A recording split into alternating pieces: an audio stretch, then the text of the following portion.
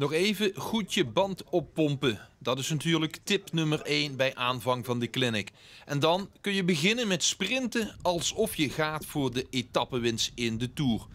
De meesten zitten voor de eerste keer op een racefiets en hebben meteen al de smaak goed te pakken. Ik vind het leuk, ja. En wat is er leuk aan?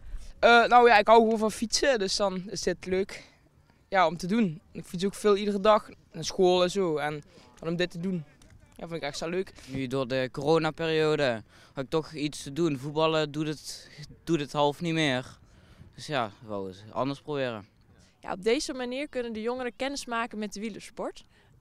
En wij zien een grote uitdaging in de sport om nu meer jongeren op de fiets te krijgen. En natuurlijk zou het heel erg gaaf zijn als we vandaag hier een van de jongens, als we die later als talent opduikt. En bij de eerste kennismaking met de racefiets komt er hier en daar toch wel meteen een talentje bovendrijven.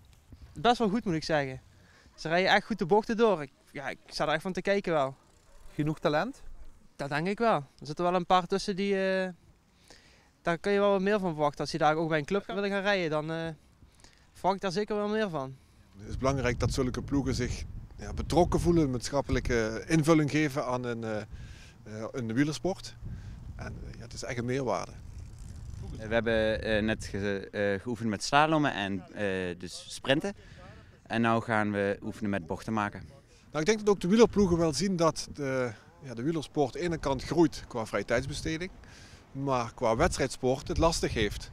En als zij daar een steentje kunnen bijdragen om die wedstrijdsport te laten groeien, is dat ook in het belang van hun. Want dan blijft er doorgroei en aanwas van nieuwe leden komen. En de clinic in Sittard blijkt dan toch al vrij snel resultaat op te leveren. Maar ik ben wel aan het overwegen om van sport te wisselen en dan lijkt wielrennen me wel leuk.